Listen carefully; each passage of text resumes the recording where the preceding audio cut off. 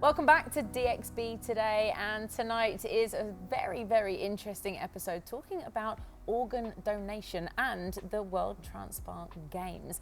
Our next guest is the chairman of the UAE National Transplant Committee, and we're very honoured to have him on the show. Please welcome Dr. Ali Alobeidli. How are you, sir? Fine, thank you. My pleasure. Thank you for you. Honestly, the it's such a fascinating subject, and it's quite incredible what it is that you're doing there at the committee. Tell us a little bit more about that first before we dive a bit deeper. Well, definitely. I think there are so many developments in the world, and some programs are so complex that it requires coordination between multiple entities, multiple sectors. So organ donation and transplantation of one of those areas that unless you get the regulatory authority or the stakeholders work together, it's easy and difficult to put it together, because it also requires the society, requires media. So the National Organ Donation and Transplantation Committee has been there for a long time, and it needed to be available to align the stakeholders and work towards implementing this a new program. So the UAE had the living donation of transplantation, like individuals can donate a kidney to each other since 1985. But the deceased donation or donation after death, this is a program that UAE started since 2017. But although UAE started, let's say, a little late compared to many countries, but the rate of the growth is actually impressively seems to be the fastest growing. And maybe it's a testimony to how 200 nationalities who live in the UAE, they kind of see that this program represents them, and people want to stand for each other, and that's the beauty of this program. So I wanted to ask, because obviously I wasn't part, my transplant was before the program, but I was always curious, about the role of the program in the sense of, if I remember, there's something about cross transplantation as well that tends to happen. So correct me if I'm wrong, but if I had, like, my dad, we had antibodies, and somebody else needed a transplant, there was a cross transplant. Can you explain that a bit? Yeah, so obviously our immune system is supposed to protect us, and oftentimes you may have a loved one or a friend or a family who wants to donate a kidney to you or liver, but if you have your immune sees it that you are at high risk of rejection, or your body may not accept it.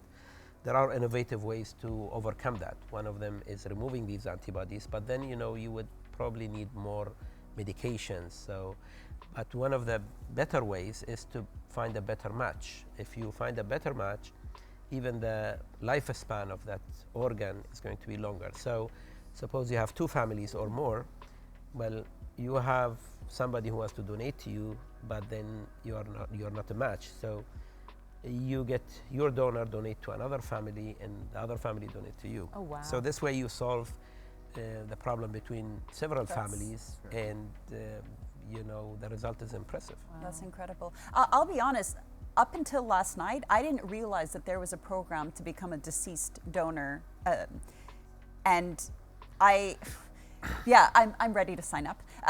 So I want to know, what is the process? How easy or difficult is it? How can we go about it?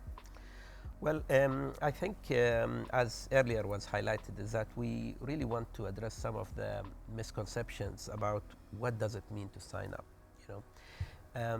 Organ donation is such a rare thing that out of all people who, unfortunately, when the time comes that they die, the majority are not going to be organ donors because of the circumstances of the death.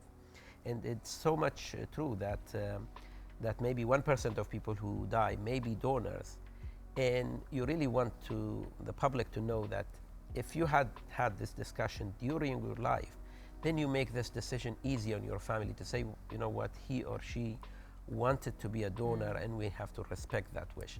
So the process could be as easy as having this discussion during lunch or dinner. But if you wanted to go a step further to say, not only that I support this program in my heart, but I also want to sign up. In the UAE, it's quite easy. You just use your Emirates ID, and within less than 1 minute, you declare your interest to be a donor. But where do you go to do that with your Emirates You ID go here? on the website for the Ministry of Health and Prevention, MOHAP, and under Hayat, you find that link. You key in your Emirates ID, and immediately your data is retrieved. With few steps, you can declare your interest to support. Gotta love the UAE and their technology. I may get on that as well. I think I'm definitely going to have a look at the website at least. Dr. Ali, I want to ask, we've been talking a lot about, obviously, organ transplants and donors.